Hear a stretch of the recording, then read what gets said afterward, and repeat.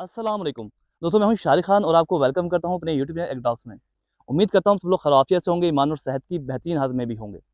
दोस्तों आज की वीडियो बनाने का मकसद हमने धान में कुछ एक्सपेरिमेंट किए थे, तजर्बात किए थे, उनसे आपको आगाह करना था कि अपनी धान की फसल में हमने कैसे तजर्बात किए और हमें क्या-क्या उसके नताइज हासिल हुए। जिस धान की फसल गोब की हालत में आती है, पौधों के तनों पर सफ़ेद मूंजर निकलना शुरू हो जाते हैं, जिसकी वजह से किसान को काफ़ी परेशानी का सामना करना पड़ता है, क्योंकि ये मूंजर अंदर से खाली होते हैं।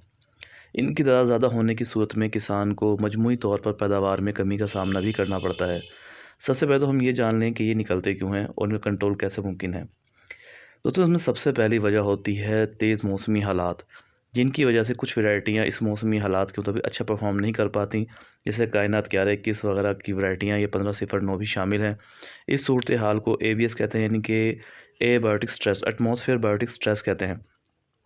जब गर्मी की शिद्दत ज़्यादा और पौधे जो है गोब की हालत में आ जाए, उसमें पोलिनेशन का अमल शुरू होने लगे, उस सूरत हाल में गर्मी की शिद्दत की वजह से कुछ वैरायटियों के ऊपर पौधों के अंदर जो है मौसमी हालात की वजह से अच्छा जो है परफॉर्म नहीं कर पाती, यानी कि उनके पोलिनेशन का अमल डिस्टर्ब हो जाता है। तो वो पोलिनेशन का अमल नामुकम्मल होने की वजह से मुंजर खाली निकलते हैं। तो इसमें दूसरी जो बड़ी वजह होती है वो होती है बोरान और पोटाश की कमी।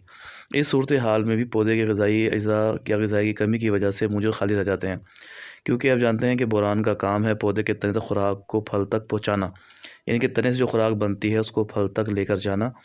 और पोटाश का काम होता है इसका साइज़ और उसका जायका बनाना, उसका साइज़ बढ़ाना, मोटा करना दाने को। जब दोनों की कमी होगी तो इस सूरत हाल में भी अक्सर ये इनकी कमी की सूरत में ये नज़र आते हैं। तो इसका क्योर भी आप कर सकते हैं।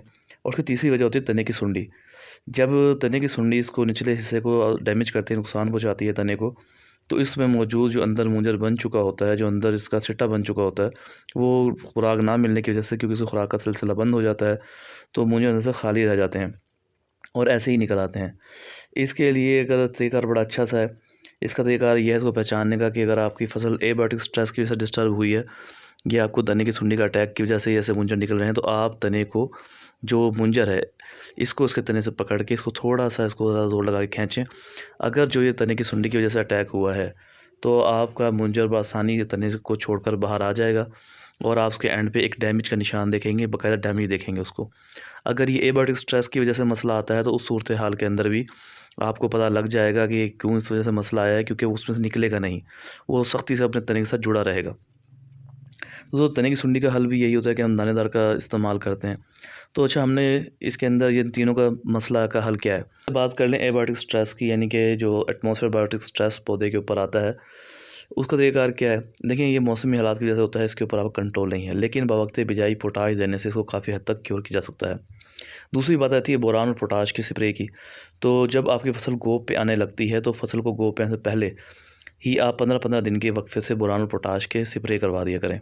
उससे बोरान और पोटाश का स्प्रे करवाने से इसकी कमी को दूर किया जा सकता है और आपको रिज़ल्ट बड़े अच्छे मिलेंगे। सबसे बढ़कर ये फ़ायदा होता है कि बोरान जो होती है वो पोटाश की जो अवेलेबिलिटी होती है उसको बढ़ा भी देती है। यानी कि अगर आम हालात में आपको पोटाश 30% तक मिलती है, तो बोरान साथ में ऐड करने से इसकी एफिशिएंसी 70% तक चली जाती है। या आसान लफ्ज़ों में कहें तो बोरान पोटाश का ड्राइवर कहलाता है। अब यहाँ चलते हैं दोस्तों, ये तो हो गई 2 वजूहात का तदारक आपने कैसे करना है। तो तीसरी वजह जो मैंने बात की तनी सुंडी की, जब फसल 25 दिन की होती है, हम आमतौर पर दानेदार का इस्तेमाल करते हैं। तो मैंने अपनी इस फसल के ऊपर जो मैंने है दानेदार का इस्तेमाल किया, उसमें हमने फ़ेपरिनॉल इस्तेमाल किया और बाकी ज़मीनों पे भी फ़ेपरिनॉल इस्तेमाल किया। लेकिन जब फसल 25 दिन की थी तो दानेदार का इस्तेमाल किया, लेकिन जब फसल हमारी 50 से 55 दिन पे आई, तो हमने वहाँ पर क्लोरी का इस्तेमाल किया, जो आपको मार्केट से मिलती है, क्लोरपाइरीफास के नाम से मिलती है। दोस्तों आम ज़ुबान में हम इसको क्लोरी कहते हैं, जबकि मार्केट से अगर आपने इसको लेना होता है तो क्लोरपाइरीफास के नाम से आपको दस्तयाब होती है। मैंने इसमें 1 लीटर का पैक इस्तेमाल किया था, 40% वाला ईसी इमल्सिबल फाइबर कंसल्टेंट थी, तो उसका इस्तेमाल किया। 1 लीटर पैक का मैंने इस्तेमाल किया और बहुत अच्छे रिज़ल्ट मिले। तो मैं इसलिए आपके साथ तजुर्बा शेयर कर रहा हूँ कि मैंने लास्ट, ताकि नेक्स्ट ईयर जो है हमारे फार्मर भाई इसको दफ़ा आज़मा के देखें, 1 एकड़ पे आज़माएँ, बाकी ज़मीनों को अपने उस मुकम्मल तरीके से रखें, तो आपको खुद ही अंदाज़ा हो जाएगा कि इसका रिज़ल्ट कैसा रहा है। मैं ज़्यादा तौर पे इस दफ़ा इससे मुतमईन रहा हूँ। जिन इलाकों के अंदर तनी सुंडी का अटैक ज़्यादा होता है, वहाँ पे ये 2 लीटर फ़ी एकड़ इस्तेमाल करें, क्योंकि हमारे इलाके के अंदर धान की काश्त ज़्यादा नहीं थी, तो मैंने इस वजह से यहाँ पे अटैक भी कम होता है, तो मैंने यहाँ पर 1 लीटर फ़ी एकड़ का इस्तेमाल किया है। तो दोस्तों ये था छोटा तजर्बा, क्योंकि क्लोरोपाइरीफास को ज़्यादातर लोग रिकमेंड नहीं करते धान में इस्तेमाल करने के लिए, कमाद वगैरह में इस्तेमाल की जाती है। तो मैंने इसलिए आपको अपने छोटे से तजर्बे से आगाह किया कि नेक्स्ट ईयर आप 1-2 प्लॉट के ऊपर अपना तजुर्बा करके देखें और फिर हमें आगाह करें कि आपका एक्सपीरियंस के बारे में क्या कहता है।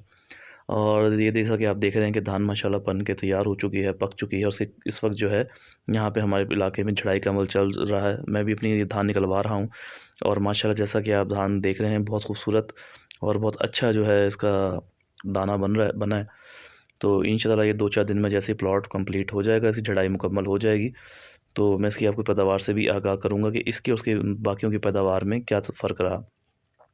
दूसरी बात भी मैं कोशिश करता हूँ कि धान हमेशा जो है हाथ से झड़ाई करवाऊँ। इसके 2 बड़े फ़ायदे होते हैं, एक सबसे बढ़कर ये कि इसकी वजह से जो हमारे गरीब मज़दूर भाई होते हैं, उनको भी रोज़गार अच्छा मुहैया हो जाता है। और दूसरा सबसे बड़ा फ़ायदा ये होता है, अगर मैं स्टॉक भी करना चाहूँ, इसको रोकना भी चाहूँ, रेट को मद्देनज़र रखते हुए, तो मैं आराम से इसको रोक सकता हूँ। तीसरा एक उसका भी एज है कि ये रेट अच्छा मिल जाता है। तो दोस्तों इंशाल्लाह ताला हाज़िर होंगे जल्दी ही नई वीडियो के साथ। उम्मीद करता हूँ आपको वीडियो पसंद आई होगी। तो अपने कमेंट्स में अपनी राय का इज़हार ज़रूर कीजिएगा। Thank you very much. तो दोस्तों उम्मीद करता हूँ आपको हमारी आज की वीडियो पसंद आई होगी। इंशाल्लाह ताला जल्दी होगी नई वीडियो के साथ। जब तक के लिए खुश रहें, खुशहाल रहें। अल्लाह हाफ़िज़।